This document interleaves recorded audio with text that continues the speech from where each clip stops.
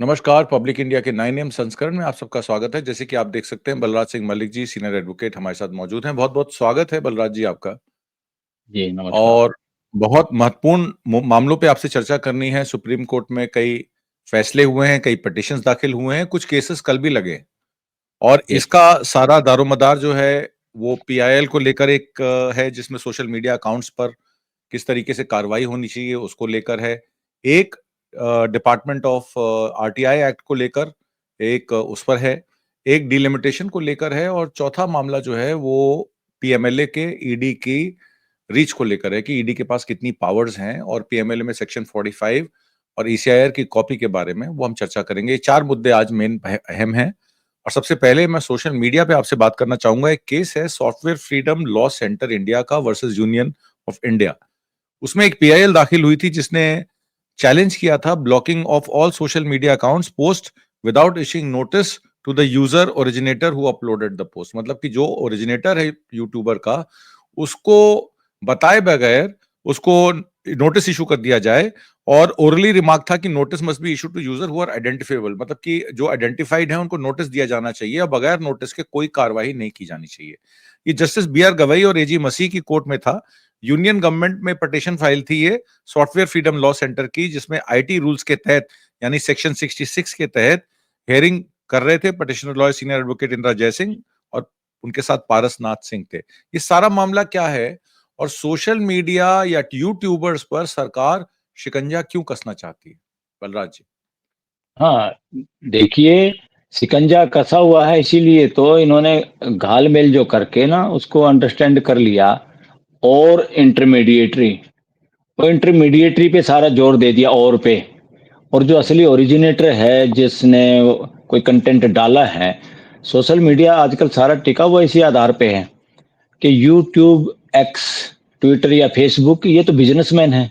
एक प्लेटफ़ॉर्म मुहैया करा रखे और बिज़नेस कर रहे हैं।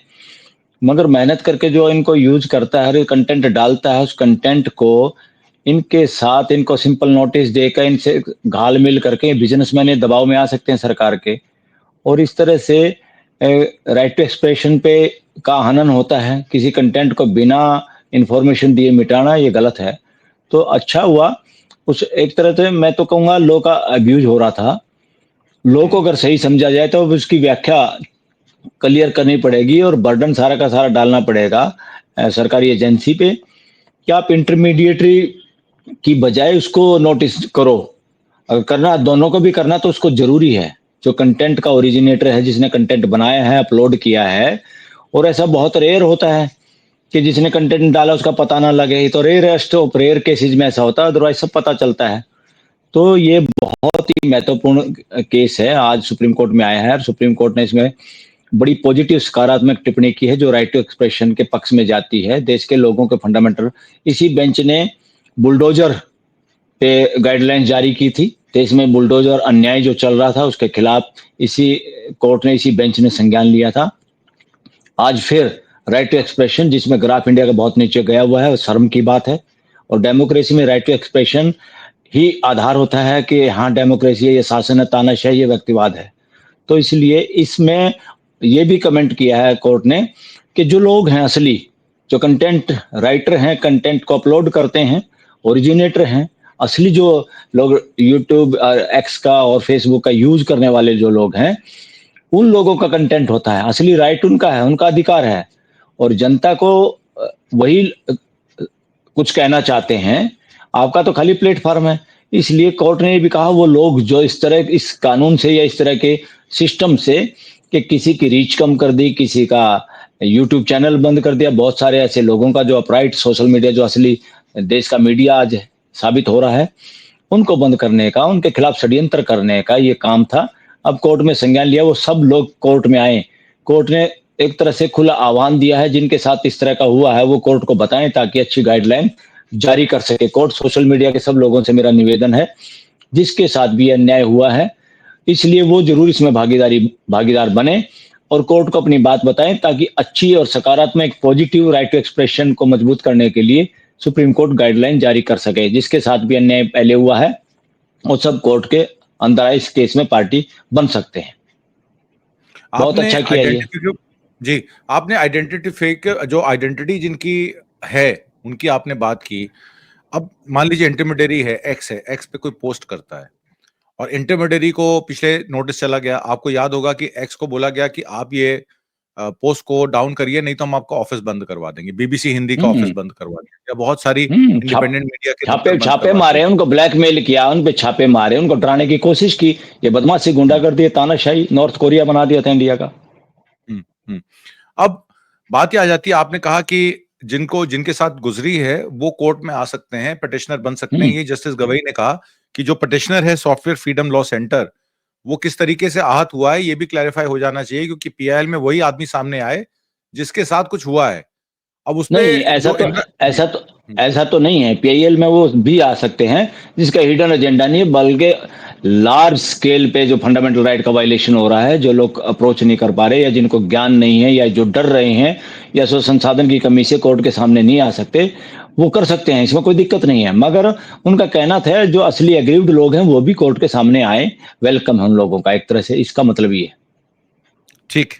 तो मैं अब दूसरे सब्जेक्ट पे बढ़ता हूँ। एक सूचना आयोग को लेकर बड़ा एक सवाल खड़ा है 2022 से, और उससे पहले 2021 से आरटीआई एक्ट के तहत, सूचना आयोग के तहत सारी रिक्तियां, चाहे चीफ इंफॉर्मेशन कमिश्नर हो या उनके नीचे 4 इंफॉर्मेशन कमिश्नर्स हों, उनकी नियुक्तियां ही सरकार नहीं कर रही। झारखंड में तो आरटीआई एक्ट को ही सस्पेंड इन अबेयंस कर दिया गया है, क्योंकि झारखंड में पर्याप्त मात्रा में ऑपोजिशन के एमएलएज ना होने के कारण लीडर ऑफ ऑपोजिशन नहीं है। तो वहां की जो स्टेट कमीशन है, वो स्टेट कमीशन अपॉइंट करने के लिए ये कहती है कि अगर लीडर ऑफ ऑपोजिशन नहीं होगा तो हम कैसे सीआईसी अपना एसआईसी अपॉइंट करेंगे, स्टेट इन्फॉर्मेशन कमिश्नर अपॉइंट करेंगे। और दूसरी तरफ कोर्ट ने ये भी उसमें इंस्ट्रक्शन दी है कि आप जो लार्जेस्ट पार्टी ऑपोजिशन की है उसमें से एक आदमी को चुन लीजिए। आप करना चाहेंगे तो कर सकते हैं, और आप नहीं करना चाहेंगे तो आप कुछ भी कहिए, नहीं होगा। तो ये आरटीआई एक्ट के तहत जिस तरीके से न्यायमूर्ति सूर्यकांत की कोर्ट में सवाल था कि अगर कार के लिए लोग ही नहीं है तो संस्था का क्या उपयोग है, ये सरकारी जनहित कानूनों को खत्म करने का जो प्रयास है, जिसमें सिर्फ आपकी राइट टू इंफॉर्मेशन नहीं खराब हो रही है, इसका ताल्लुक जो है वो इलेक्शन कमीशन से भी है। क्योंकि जब आपके पास सूचना के तहत चीजें मांगने का जब हक ही खत्म हो जाएगा, तो फिर इलेक्शन का प्रोसेस भी जो है वो बेईमानी हो जाएगा, क्योंकि आप कोई सूचना का अधिकार नहीं रखेंगे। तो ये आरटीआई एक्ट का जो मामला है, इस पर मैं जरा आपसे समझना चाहता हूं कि अब कल एक फिर मामला ये लगा हुआ है आरटीआई एक्ट की, कि आरटीआई एक्ट को बचाइए। बहुत सारे लोग जो आरटीआई एक्ट के लिए काम कर रहे हैं, या उसके वो है, उनमें वो सारे कल कोर्ट में होंगे, सुप्रीम कोर्ट में। और पिछले ऑर्डर में उन्होंने कहा था कि यूनियन जो है स्टेटस रिपोर्ट फाइल करे कि सीआईसी और सीआईसी के 2 आईसीस जो हैं, इंफॉर्मेशन कमिश्नर्स, कब तक अपॉइंट होंगे। 10 सैंक्शन पोस्ट हैं, वेकेंट पोस्ट को आपने अगस्त 2024 में एडवर्टाइज किया था, सिलेक्शन प्रोसेस अंडरवे था। अब उसमें सेक्रेटरी जो डिपार्टमेंट ऑफ पर्सनल ट्रेनिंग आता है, डीओपीटी, उसने एफिडेविट फाइल किया था कि टाइमलाइन जो सिलेक्शन प्रोसेस की है वो हम कंप्लीट कर देंगे। सितंबर की डेट लगी, अक्टूबर की डेट लगी, अब तो अप्रैल आ गई है। ये मामला 1 साल से पेंडिंग चल रहा है, और सरकार जो है उसका जो रुख है वो बिल्कुल नकारात्मक है, झूठा है। तो अब कोर्ट्स करें क्या? उन्होंने तो आदेश दे दिया था, ये तो सीआईसी, आईसी अभी तक अपॉइंट नहीं हो रहे हैं, ना कोई सिलेक्शन प्रोसेस हो रहा है, ना उसमें कोई टाइमलाइन बताई जा रही है। जी। देखिए, बिल्कुल इसमें कोई दो राय नहीं। देखो, इन्फॉर्मेशन एक्ट को कमज़ोर करने की कोशिश है। पर्सनल डाटा प्रोटेक्शन एक्ट के तहत भी इसमें जो अमेंडमेंट या जो वो किया है, वो एक तरह से राइट टू इन्फॉर्मेशन एक्ट को कमज़ोर करने के लिए किया है देश हुँ, में। और उसमें क्या हुँ, हुआ, पर्सनल डाटा हुँ, करके बात को सामने लाया जा रहा है। लोगों को लगेगा ये हमारे डाटे को प्रोटेक्शन करने के लिए है। ऐसा नहीं हुँ, है, इसके अंदर हुँ, शरारत है। जैसे रूल चेंज किए, इलेक्शन रूल्स, उसमें क्या कर दिया, क्या आप वही चीज लोगों को, वही डॉक्यूमेंट दे पाएंगे जो नोटिफाइड होंगे, और ऊपर से हुँ, नोटिफिकेशन नहीं निकाला। तो इसलिए हुँ, जो दे पाते थे उन पे भी मनाही कर दी। ये एक तरह हुँ, से क्या है, ये मिली भगत है इलेक्शन कमीशन की भी और सरकार की भी। इलेक्शन कमीशन को बचा लिया, और इलेक्शन कमीशन ने कहा हमारे को बचा दो, हम बहाना बनाएंगे, तुम इधर से नोटिफिकेशन मत करना कि क्या डॉक्यूमेंट देना क्या नहीं देना, क्योंकि चोरी की गई है। वो जो डाटे मिटाए हैं, जो पर्चियों से मिलान नहीं किया गया, जो लोग डाटे मांग रहे हैं वो पर्चियों से मिलान की बात कर रहे हैं। जो इलेक्शन में हरियाणा के लोगों ने भी इलेक्शन पटिशन डाले हुए हैं और भाग रहा है इलेक्शन। एपिक नंबर जो हैं वो महाराष्ट्र और हरियाणा के ओवरलैप कर रहे हैं। और वो अब भी तो कर वेस्ट रहे हैं। बंगाल में भी नंबर्स आ रहे हैं बात खाली आधार नंबर की नहीं है, बाल खाते खाते बात खाली नंबर की नहीं है, डाटा भी डिलीट कर दिया है। डाटा नहीं दे रहे हैं वो लोग, वो कैमरे नहीं दे रहे हैं, कैमरों के जो रिकॉर्डिंग है वो नहीं दे रहे हैं, उससे बच के भाग रहे हैं। और सरेआम जब भाग रहे हैं, भागते हुए के चोर को तो और जल्दी से पकड़ना चाहिए पुलिस को या जुडिशियल सिस्टम को। जुडिशियल सिस्टम को पता नहीं क्या क्या हो रहा है तमाशा। हम्म, और इसी तरह से पर्सनल डाटा को प्रोटेक्शन एक्ट के तहत ये जो पर्सनल डाटा करके इंफॉर्मेशन नहीं देने का मतलब इसके हिडन एजेंडे हैं। बहुत सारे हिडन एजेंडे हैं, जिनमें से एक जो एडवोकेट्स का मानना है वो ये है कि अब क्योंकि उसके प्रधानमंत्री की डिग्री इसमें शामिल हो गई है, अब ये क्या कहेंगे कि डिजिटल उस इंफॉर्मेशन में डाटा है तो यूनिवर्सिटी के अंदर, अब वो डाटा नहीं दिखाया जाएगा क्योंकि इधर से एक्ट आ गया। तो ये चीजें देश नहीं समझ रहा। ये डाटे किन बड़े चोरों को बचाने के लिए ये अमेंडमेंट हो रहे हैं देश के अंदर। ये देश के हित में नहीं है, देश के लोगों के लिए नहीं बनाए जा रहे कानून। तो इसको इंफॉर्मेशन एक्ट को, अरे भाई पब्लिक अथॉरिटी कोई भी है इस देश में जीने के लिए, हमारे प्राइवेट रिलेशन जो पति पत्नी जो वैलिड लीगल रिलेशनशिप है उसके अलावा कोई यहाँ प्राइवेसी नहीं है।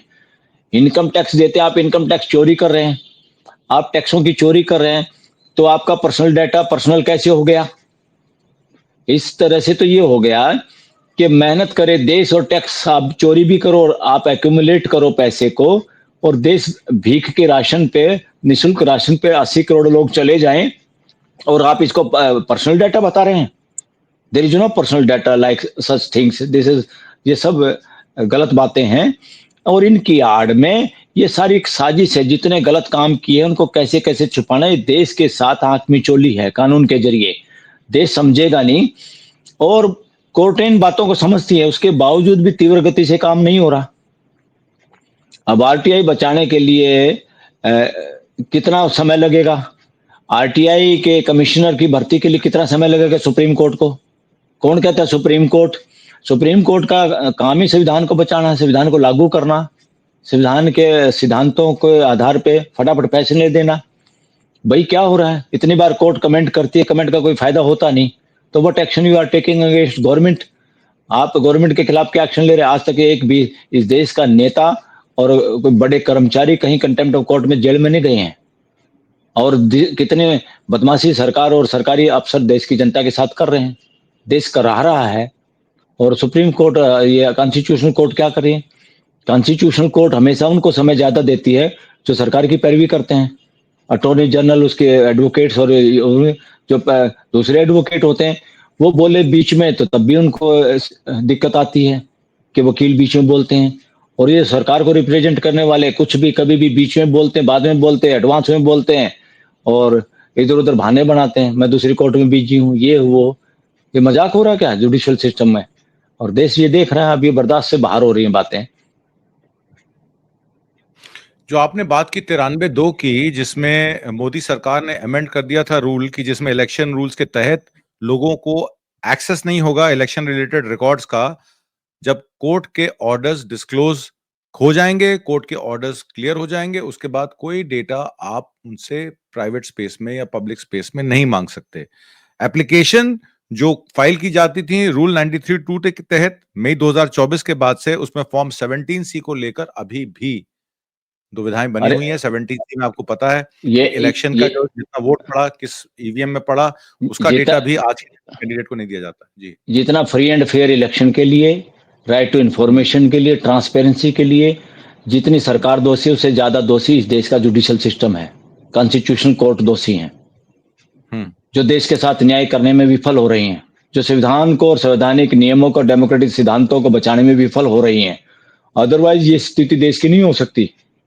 इस तरह का माहौल एक देश में हो रहा है, और आप ऐसे इंतजार कर रहे हो, टाइम पास हो रहा है, और लोग, इसका मतलब शांत है, तो इसका मतलब ये नहीं सब कुछ ठीक चल रहा है देश के अंदर। लोग बहुत परेशान हैं, लोग संवैधानिक कोर्टों की तरफ देख रहे हैं, और लोग मस्त हैं, कोई राज करने में, कोई जज बने रहने में, कुछ लोग अपना एंजॉय कर रहे हैं, बाकी देश परेशान है। इसमें आरटीआई एक्ट में एक और चीज है, सिलेक्शन प्रोसेस की जहां तक बात है। प्रशांत भूषण ने जब जस्टिस सूर्यकांत के सामने पिछली तारीख पे इस पे जब बात की थी, तो उन्होंने ये कहा था कि सारी कमीशन में सिर्फ ब्यूरोक्रेट्स की भर्ती क्यों होती है। तो जस्टिस सूर्यकांत का ब्यूरोक्रेट्स ये के। जवाब था। जी। हाँ हाँ, क्या जवाब था? उनका जवाब था कि हम इसमें जुडिशियल नोटिस दे सकते हैं फैक्ट्स के लिए कि कितने लोग कितनी वॉक्स ऑफ लाइफ से हैं, पर ये तो तय है कि जितने भी रिटायरमेंट पोस्ट हैं ब्यूरोक्रेट्स की, वो सीआईसी हो या इंफॉर्मेशन कमिश्नर्स हो या और देखिए, तरीके की। जी। जी। ये भ्रष्टाचार का अड्डा हो गया है। रिटायर्ड जजों को नौकरी देना और रिटायर्ड ब्यूरोक्रेट्स को नौकरी देना इस देश का भ्रष्टाचार का अड्डा है, सबसे बड़ा। इस देश में अभियान चलाना पड़ेगा। इस दोनों तरह के अपॉइंटमेंट में कानून खत्म करने पड़ेंगे। ये ब्यूरोक्रेट्स जो करप्ट करप्ट ब्यूरोक्रेट्स हैं, करप्शन करते हैं। सरकार को कहने से वो अपने इसी तरह के चाटुकारों को, इसी तरह के मदारी के बंदरों को बाद में अपॉइंटमेंट करते हैं। वही सिचुएशन देश में हाई कोर्ट और सुप्रीम कोर्ट के जजों के साथ हो रहा है या दूसरे जजों के साथ हो रहा है। रिटायरमेंट के बाद की पोस्ट जो है, इस देश का बेड़ा गर्क कर दिया इसने, जुडिशियल सिस्टम का इस देश में। इसी तरह ब्यूरोक्रेसी का जो चापलूस ब्यूरोक्रेट्स हैं, दे आर एंजॉयिंग। वो करप्शन भी कर रहे हैं और पैसा भी कमा रहे हैं और एंजॉय कर रहे हैं। जो ईमानदार ब्यूरोक्रेट्स हैं वो भी सफर कर रहे हैं। जो ईमानदार एडवोकेट्स हैं, ईमानदार जजेज हैं, वो भी सफर कर रहे हैं। ये सब का सब करप्ट लोगों के बाद में शरण सथलियां बन गई हैं। इस तरह के कानून खत्म करने चाहिए और खुद सुप्रीम कोर्ट को और हाई कोर्टों को आगे आना चाहिए इनको खत्म करने के लिए कि ये करप्शन के अड्डे हैं, हम लालायित रहते हैं और हम बाद के जुगाड़ों में वो करते हैं। इसलिए अ, ये सब गलत है। ये सब गलत जी। हो रहा है देश में। जी। इसमें एक पीएमएलए रिव्यू का कार्ति चिदम्बरम का एक केस चल रहा है काफी टाइम से। उसमें जी। सुप्रीम कोर्ट ने एक लिस्ट की थी प्ली, उसमें विजय मंडल चौधरी के जजमेंट को लेकर मार्च 6 पे वो लगी हुई थी केस की। अभी सुनवाई होनी है उस पे। उसमें विजय मंडल चौधरी की जजमेंट पे बात हो रही है। जस्टिस सूर्यकांत, सीटी रवि कुमार और अब रिटायर हो चुके हैं उज्जवल भुवन की कोर्ट थी। जस्टिस रवि कुमार के रिटायर होने के बाद अब रिकॉन्स्टिट्यूशन इस बेंच की होगी। प्ली ये लिस्ट हुई थी 7 अगस्त 2024 में और हेयरिंग इसमें हमेशा से एडजर्न होती आई है। अभी तक जस्टिस हम्म। सूर्यकांत और एन कोटेश्वर सिंह की मार्च 6 में 2 जज की बेंच इस पे बैठेगी। बैकग्राउंड में आपको उसका बता देता हूं कि जुलाई 27 2022 को जस्टिस खानविलकर, दिनेश महेश्वरी और सीटी रवि कुमार, इसमें ये केस आया था पीएमएलए का सेक्शन 5, 8, 15, 17, 19 को लेकर, जिसमें एनफोर्समेंट डायरेक्टरेट की पावर ऑफ अरेस्ट और अटैचमेंट और सीजर ऑफ प्रॉपर्टी को लेकर ये पिटीशन कार्ति चिदम्बरम जी के बेटे ने दाखिल की थी। सेक्शन 24 ऑफ पीएमएलए इसमें बर्डन ऑफ प्रूफ जो है वो एक्यूज पे लगा देता है। और तीसरी जो उसमें सबसे ड्रकोनियन बात थी, सेक्शन 45 को अमेंड करके उसमें ट्विन कंडीशन डाल दी गई, जिसमें आपको पहले से ही दोषी करार दे दिया गया है, चाहे आप इनोसेंट ही क्यों ना हो। तो जिसको कहते हैं कि गिल्टी अंटर प्रूवन इनोसेंट, ये सेक्शन 45 की अमेंडमेंट आ जाती है। इस डिसीजन के बाद इसमें कम से कम 8 रिव्यू पिटीशन लगाई जा चुकी हैं। अब जस्टिस खानविलकर भी रिटायर हो गए हैं। उन्होंने एक हाईकोर्ट के जज का लोक आयुक्त में बैठ के एक ऑर्डर भी दिया था, हमने लास्ट टाइम डिस्कस किया था। और सीजीआई एनवी रमन्ना जो थे, वो इस बेंच को उस समय पे प्रिसाइड कर रहे थे। अभी तक नोटिस कई बार इशू हो गए। 25 अगस्त 2022 से लेके ओरली भी और उसके अलावा फिजिकली भी इन्फोर्समेंट डायरेक्टरेट की जो ईसीआईआर है, जिसको एफआईआर माना जाना चाहिए, पर उस पे कोई बंदिश नहीं है कि इन्फोर्समेंट डायरेक्टरेट ईसीआईआर की कॉपी दे। आपको याद होगा अरविंद केजरीवाल के मामले में सुप्रीम कोर्ट के ऑर्डर पे उनको ईसीआईआर की कॉपी दिलाई गई, पर यह प्रचलित नहीं है। उसके बाद कोई भी ईसीआईआर की कॉपी एक्यूज को नहीं मिलती है। ये सारे मामले को, ईडी के मामले को आप कैसे देखते हैं, और अब 6 मार्च को आप क्या एक्सपेक्ट कर रहे हैं इस केस में क्या होने वाला है? पीएमएलए में जो अमेंडमेंट है जिसको खानविलकर ने अपहेल्ड किया था विजय मंडल चौधरी के केस में, ये एक तरह से सरेआम गलत है। इस तरह के केसों के, इस तरह के जजमेंट की वजह से आज खानविलकर लोकायुक्त है, देश को बचाने वाला। जो देश जिस जजमेंट के जरिए, उनकी जिस जजमेंट के जरिए इस देश के लोगों के फंडामेंटल राइट्स धराशायी हो गई। और ये रिवर्सल ऑफ बर्डन जो मैं बताऊं आपको क्या होता है। रिवर्सल ऑफ बर्डन ये होता है कि उल्टा सारी जिम्मेवारी जिसको आप चोर कह रहे हैं उसी पे डाल देना। जबकि सुप्रीम कोर्ट ने कहा ऐसा नहीं कर सकते आप। भाई, प्रोसिक्यूशन भाग नहीं सकता अपनी जिम्मेदारी से। और जी। रिवर्सल ऑफ बर्डन को अगर इंटरनेशनल लेवल पे देखें, ये यूरोप में है, यूरोपियन ह्यूमन राइट कोर्ट के अंदर। वो भी किसके खिलाफ? कि रिवर्सल ऑफ बर्डन स्टेट के खिलाफ है। जब आप आरोप लगाएं कि हमारे फंडामेंटल राइट का वायलेशन किया सरकार ने, सरकार पे जब आरोप लगाती है जनता कमजोर होती है, सरकार मजबूत होती है, तो मजबूत आदमी कमजोरों को ना दबाए या कमजोरों का हनन ना करे, निरंकुश ना हो जाए, तानाशाही ना हो जाए, इसलिए वहां रिवर्सल ऑफ बर्डन यूज किया गया है। इंडिया में रिवर्सल ऑफ बर्डन यूज करना, आम नागरिक पे इसका डालना, ये तानाशाही है, ये देश का एक तरह से नॉर्थ कोरिया करण है और ये बिल्कुल गलत था। और खानविलकर ये 3 जजों के सामने मैटर था, justice Suryakant, justice C T Ravi Kumar और जस्टिस भुइया। अब जिस बेंच के सामने लगा उसमें जस्टिस सूर्यकांत है और जस्टिस कोटेश्वर सिंह है। ये व्हाई नॉट जस्टिस भुइया, ये 3 जजों के द्वारा ही सुनना चाहिए। जब तीसरा जज भी जिसने केस सुना वो बैठा है सुप्रीम कोर्ट में, तो वो भी शामिल होना चाहिए। और पिछली तारीख पे भी जस्टिस सूर्यकांत छुट्टी चले गए। अब तो वकील ये कह रहे हैं कि जस्टिस सूर्यकांत की छुट्टी जिस दिन गए हैं उस दिन कौन कौन से केस लगे हुए थे, ध्यान देने योग्य बात है। इसमें चर्चा और शोध करने की जरूरत है। उनकी तबीयत कितनी खराब है, क्या जब इस तरह के केसेज होते हैं उन्हीं दिनों में खराब है, और क्या वो अगर खराब है सेहत कोई दिक्कत नहीं हो सकता है, मगर क्या इस तरह के इंपॉर्टेंट केस को फिर इतना लंबा लिंगर ऑन छोड़ा जा सकता है? The case belong to the fundamental right of the people. आप देश का क्या मजाक समझ रहे हैं? आप देश को किस तरह चलाना चाह रहे हैं आप? और ये सारे वो कानून हैं, ये जो अमेंडमेंट हैं, इन पे आप देख लो कितना डिबेट हुई है, पार्लियामेंट का कितना डिस्कशन हुआ इतने इंपॉर्टेंट मैटर पे, और कैसे ये के पास हुए अमेंडमेंट। ये सारा गड़बड़ घोटाला चल रहा है और supreme court is so slow on such type matters. It is amazing, amazing in a democratic country. ये बिल्कुल गलत है। रिवर्सल ऑफ बर्डन अपने आप में नॉनसेंस है और ये पार्लियामेंट को भी ऐसा नहीं करना चाहिए। ये करना चाहिए सरकार के खिलाफ, बल्कि जब सरकार बदमाशी करती है, लोगों के फंडामेंटल राइट के खिलाफ खेलती है कोई भी, ये रिवर्सल बर्डन करना चाहिए पावरफुल लोगों के लिए जिनकी रिस्पॉन्सिबिलिटी ज्यादा है, जो कब्जा किए बैठे हैं या सत्ता में जो गड़बड़ कर सकते हैं। रिवर्सल बर्डन ऑफ प्रूफ होना चाहिए प्राइम मिनिस्टर के खिलाफ, ताकि वो करप्ट ना हो जाए, मंत्रियों के खिलाफ, जजों के खिलाफ, जो इस देश को चलाने में, कॉन्स्टिट्यूशनल अथॉरिटीज के खिलाफ, इलेक्शन कमीशन के खिलाफ। उल्टा इनकी जो ड्यूटी है उसको पूरा नहीं करते। अरे यहाँ बर्डन ऑफ प्रूफ लगा के लोगों के ऊपर, एनडीपीएस में इस तरह से है कि भाई जो आदमी एक्यूज है उसी पे बर्डन डालो, मगर उसमें सुप्रीम कोर्ट ने कहा इस तरह का बर्डन डाल के आप बच नहीं सकते, you have to prove prima facie your case. और ये लोगों को एफआईआर की कॉपी नहीं देना, ईसीआईआर की कॉपी नहीं देना, इससे बड़ी बदमाशी क्या होगी देश के अंदर। और सुप्रीम कोर्ट तमाशा देख रही है उसी दिन से, इतने दिन से। ये सेंसिटिव नहीं, संवेदनशील नहीं है देश की सुप्रीम कोर्ट, हाई कोर्ट, देश के लोगों के फंडामेंटल राइट के लिए। ये क्लियर कट है, साबित करना पड़ेगा उनको। They have to do their duty. It is not power with Supreme Court or High Court. It is a duty of the High Court and Supreme Court and the people who are sitting as a judges in the High Courts and Supreme Court. देखिए, ये petition जो दाखिल हुई थी अगस्त 7 को हुई थी। उसके बाद तुषार मेहता सॉलिसिटर जनरल ने 3 डेटें मांगी प्रिपरेशन के लिए। पहली डेट लगी इसमें 7 अगस्त, उसके बाद उन्होंने टाइम मांगा सितंबर 18, उसके बाद वो फिर रिलिस्ट होती है अक्टूबर 16, जिसमें जस्टिस सूर्यकांत बीमार पड़ जाते हैं। अब 16 अक्टूबर 2024 के बाद अब इसकी डेट 6 मार्च 2025 को पड़ रही है। मतलब दिस अरे वो मैटर इज नॉट इम्पोर्टेंट। जिसका आप नाम ले रहे हैं वो तो कोर्ट में से बीच में से भागता है। इलेक्शन कमीशन के अपॉइंटमेंट के उस केस में मैं वहीं केस में था, मैं भी किसी मेंशनिंग में था उसी मैटर में।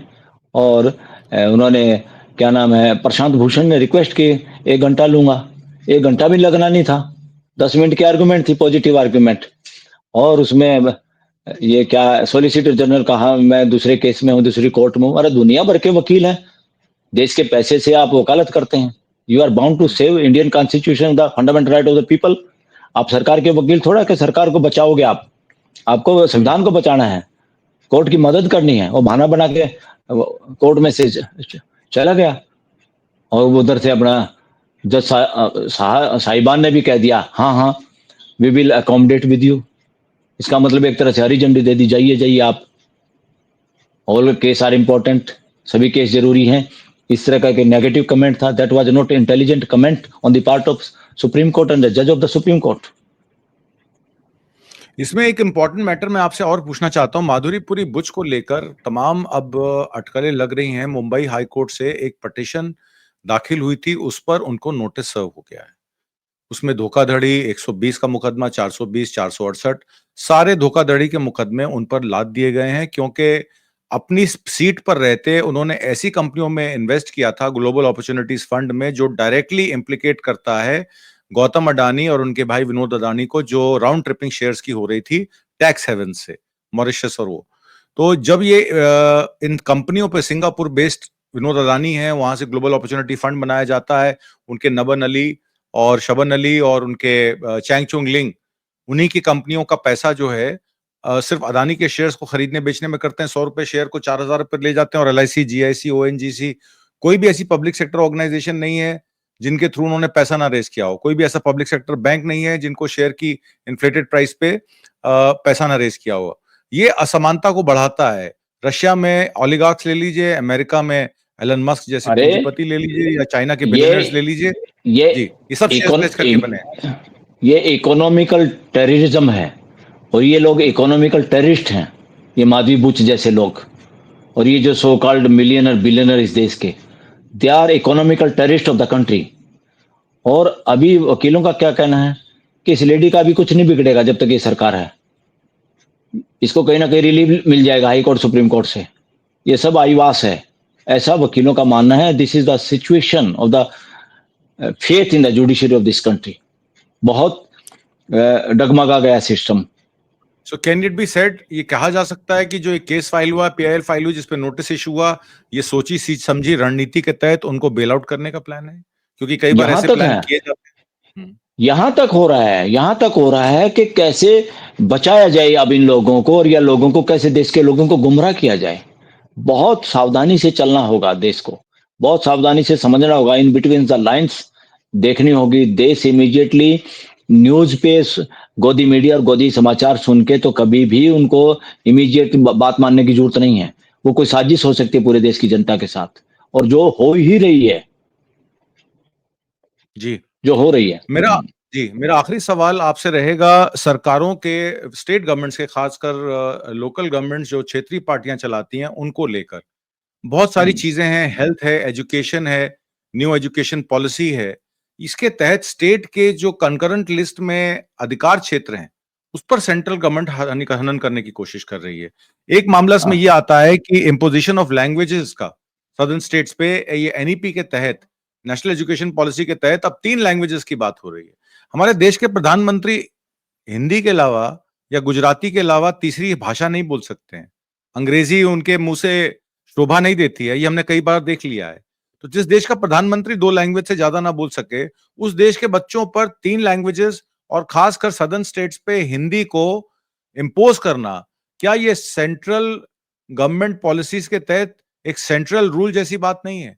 अगर स्टेट के अधिकारों का आप हनन करेंगे, न्यू एजुकेशन पॉलिसी के तहत उनके एजुकेशन सिस्टम को खराब करेंगे। समक्ष शिक्षा अभियान में इन्होंने इनका 2400 करोड़ रुपए रोक रखा है एजुकेशन फंड का, जबकि तमिलनाडु के बारे में आपको ये बताना चाहता हूं कि 8% पॉपुलेशन थी, 8% GDP का ग्रोथ करती थी और 7% टैक्स कलेक्ट करती थी। आज की डेट में उसका पॉपुलेशन का क्षेत्र 6% रह गया है टोटल पॉपुलेशन में, GDP का शेयर 10% हो गया है, और टैक्स वो आज भी 8% कलेक्ट करती है। तो जो सारे पैरामीटर्स पे खरी उतरती हो, उसको इस तरीके की पनिशमेंट, डिलिमिटेशन को लेकर, एजुकेशन पॉलिसी को लेकर सदर्न स्टेट्स को दबाने की जो कोशिश की जा रही है, इसके बारे में क्या कहेंगे? बिल्कुल ये गलत है। इस देश का जो ये फेडरेशन है, हमारा देश संघीय ढांचा है, ये यूनिटरी स्टेट नहीं है, ये राज्यों का देश है, और राज्यों के अधिकारों पे हनन करना अपने आप में लोकतांत्रिक मूल्यों का हनन है, संविधान का हनन है, और ये जानबूझ के साजिश रची जा रही है। ये RSS का भी इस तरह का एजेंडा है, और ये सरकार इस तरह से जो चाह रही है, ये सब उस एजेंडे को चला रहे हैं, इनको संविधान से कोई लेना देना नहीं है। और तमिलनाडु सरकार ने ठीक किया कि हम नहीं मानेंगे इस बात को। पहले आप बताइए कितने साउथ इंडियन लैंग्वेज बढ़ा रहे हैं आप, और उधर से वो मिस्टर प्रधान एजुकेशन मिनिस्टर बयान दे रहा है हरिद्वार में जाके, हम तो नहीं थोप रहे, हम तो सभी भाषाओं का विकास चाहते हैं। अरे सभी भाषाओं का विकास चाहते हैं, नॉर्दर्न स्टेट में कितने भाषाएं पढ़ाई जा रही साउथ इंडिया की, क्यों मजाक कर रहे हैं, क्यों बेवकूफ बना रहे हो देश के? नाम शिक्षा मंत्री, बयान बेवकूफी भरे देते हो, मिसगाइड करना चाहते हो देश को। अपॉइंटमेंट में क्या गड़बड़ कर रहे हो आप लोग? दिल्ली यूनिवर्सिटी में, सेंट्रल यूनिवर्सिटीज में आप एजेंडे के आदमी चला रहे हो। आप सारे के सारे संघ से आपका एफिलिएशन होना जरूरी है, तभी आप प्रोफेसर लगोगे, तभी आप वाइस चांसलर लगोगे। जहां जिनका हक बनता था रिजर्वेशन को भी आपने चोरी कर लिया लोगों का। वहां आप नॉट फाउंड सुटेबल लिखते हो। आप कितने योग्य आदमी हैं आपके पास, जो उन्होंने पेपर पब्लिश करे हैं, पीएचडी करे होल्डर जो लोग हैं, उनके पेपर और उनको भी आप पर्सनल डॉक्यूमेंट बता के देश को नहीं बताना चाहते। जो इस देश के में प्रोफेसर वीसी लगे हुए हैं, उनकी जो क्वालिफिकेशन जिनके आधार पर उनका सिलेक्शन किया, that must be the public document, उसको लगाइए वेबसाइटों पे। और इस देश पूरी दुनिया में ऐसा देश सबसे इस मामले में गोल्ड मेडलिस्ट देश इंडिया है, जिसके प्रधानमंत्री की डिग्री को बताने में इनको परेशानी हो रही है। और उसको पब्लिक डॉक्यूमेंट जो सुप्रीम कोर्ट कह चुकी है, जितने जनप्रतिनिधि हैं उनका सब कुछ इस तरह के एजुकेशन क्वालिफिकेशन कि कितना अकाउंटेबल है, कैसा समझदार है, उसके बारे में उनको जानने का अधिकार होता है। और आपने झूठ बोला है अगर, तो आपको तो अभी तक दिल्ली के मंत्रियों को मंत्री पद छोड़ना पड़ गया, जेल तक जाना पड़ेगा। और देश का प्रधान भी उसकी तो और ज्यादा जिम्मेवारी है अगर उनका ये इस तरह से ये। और जो इससे अंदाजा लगता है, जो इससे पता चलता है, वाकई वो झूठी है। और इससे यही निष्कर्ष निकलता है कि जिस तरह का इतने साल लगे हाई कोर्ट और ये कोर्ट है, और अब जाके उसमें पर्सनल डाटा अमेंडमेंट एक्ट करके आरटीआई को कमजोर करना, ये क्या दर्शाता है। जिस देश का प्रधानमंत्री झूठ बोल सकता है, जिस देश के प्रधानमंत्री की डिग्री फेक है, जिस जो ट्रांसपेरेंसी नहीं है, जिसमें इतने दिन हाई कोर्ट और सुप्रीम कोर्ट लगा देती हैं उस फैसले को करने में, इस देश के संवैधानिक मूल्यों को क्या बचाएंगे ये लोग, या जी, लोकतांत्रिक मूल्यों को। अभी तक तो जी, ऐसा आदमी कम से कम पद से हट जाना चाहिए था, जेल ना जाए तो कम से कम। देश माफ कर दे, चलो भाई प्रधानमंत्री इसको माफ कर दो, इसने झूठ बोली गड़बड़ करी, पर उसको प्रधानमंत्री रहने का, एमपी रहने का कैसे हक है। जाना तुझे सुधार करे में, और वो डंके की चोट पे ये बात देखो देश का बेवकूफ बना रहे हैं। जी, और देश ये तो बिल्कुल कैसे तय है बर्दाश्त कर रहे हैं। जी, कि प्रधानमंत्री की उपयोगिता तो तब है कि जब प्रधानमंत्री असली हों। अगर नकली इससे डिग्री क्या वाले प्रधानमंत्री जी, अरे हिम्मत कैसे होगी झूठ बोलने की। जो आदमी इस तरह की हिम्मत कर सकता है, अपनी एजुकेशन क्वालिफिकेशन के बारे में फ्रॉड कर सकता है, उसके बाकी कितने फ्रॉड होंगे अंदाजा नहीं लगा सकते, इमेजिन नहीं कर सकता कोई आदमी। जी, उसके लिए केस करना पड़ रहा है देश के लोगों को, जी, कमाल हो गया। जी, जी, इसमें निम्नतम ऐसा इस देश दुनिया का सबसे गिरे हुए देशों में गिनती होती है इंडिया की, जिसके प्रधानमंत्री की डिग्री और इस तरह का माहौल चल रहा है, और कोर्टें उसमें फैसला नहीं कर पा रही, और लिंगर ऑन हो रहा है। और सोलिसिटर जनरल कहीं बहाने बनाता है कि ये डिग्री जी, आपको दिखा देंगे। अरे कौन होते तुम, आपको दिखा देंगे। चोरी को छुपाना चाह रहे हो, आपको दिखा देंगे। और कोर्ट कैसे मानेगी इस बात को। वो दैट इज पब्लिक डॉक्यूमेंट। आपने एफिडेविट दिया, दिखाइए देश को, नहीं दिखाई तो जाइए। और मैं तो कहता हूं हिम्मत तो होनी चाहिए जजों की। जिस तरह से दिल्ली का आप पार्टी का एक मंत्री जेल में भी गया था, उसका मंत्री पद भी गया था, उसका एमएलए सीट भी गई थी, ऐसे इस देश के प्रधानमंत्री होना चाहिए। तभी तो होगा equality before law, system of law, rule of law. Otherwise काहे का रूल ऑफ लॉ, काहे का सिस्टम ऑफ लॉ, कहाँ है इक्वलिटी। और देश तमाशा देख रहा है, देश जा रहा है कुंभ नहाने। क्या मजाक हो रहा है देश के साथ। और देश कैसे सोया हुआ है, किस भांग खा के सोया हुआ है देश। जी। आज की परिचर्चा में भाग लेने के लिए और बहुत सारी महत्वपूर्ण जानकारियां देने के लिए बलराज सिंह मलिक जी बहुत-बहुत धन्यवाद, शुक्रिया। जी थैंक यू। नमस्कार।